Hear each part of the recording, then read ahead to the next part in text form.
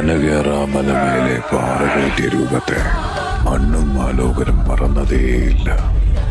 പറയത്തി വെറ്റിട്ടവനെ ലോകം തമ്പുരാനെന്ന് വിളിച്ചു വണങ്ങിയപ്പോഴും ചരിത്രത്തെ വരിഞ്ഞു മുറിക്കിയ ഭ്രാന്തൻ ചങ്ങല അവനൊരു പേര് കൊടുത്തു: നാറാണത്ത് ഭ്രാന്തൻ.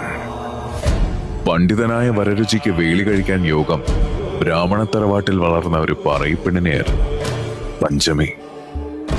വരരുചിക്ക് പഞ്ചമിയിൽ 12 കുട്ടികളുമായി. ഒരുവനൊഴികെ മറ്റെല്ലാവരെയും പ്രസവിച്ച നേരം തന്നെ വരരുചിയുടെ ഇച്ഛയെന്നോണം ഉപേക്ഷിക്കുകയായിരുന്നു. അങ്ങനെ ഉപേക്ഷിക്കപ്പെട്ട 5-മനായിരുന്നു നാറാണത്ത് മംഗലത്തെ നാരായണൻ എന്ന സാക്ഷാൽ നാറാണത്ത് തമ്പുരാൻ. അങ്ങനെ നാറാണത്ത് മംഗലം എന്ന ബ്രാഹ്മണ തറവാട്ടിൽ അവൻ ശൈശവകാലം പിന്നിട്ടു. അതോടൊപ്പം തന്നെ കൂടപ്പിറപ്പായി അവന്റെ കാലിൽ ഒരു മന്ദം വളർച്ച പ്രാപിച്ചു. എന്നാൽ യഥാർത്ഥ പരീക്ഷ അവന്റെ 10-ാം വയസ്സിൽ തിരുവേഗപ്പുറത്ത് വേദം പഠിക്കുന്ന സമയത്തായിരുന്നു. മനസ്സിന്റെ താളം പിഴച്ചു.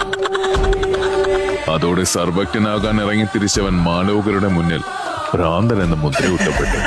പക്ഷെ ആ ഭ്രാന്തൻ കണ്ണുകളുടെ തീക്ഷ്ണതയിൽ അടിപതറിയത് അല്പപ്രാണിയായ മനുഷ്യർക്ക് മാത്രമായിരുന്നില്ല.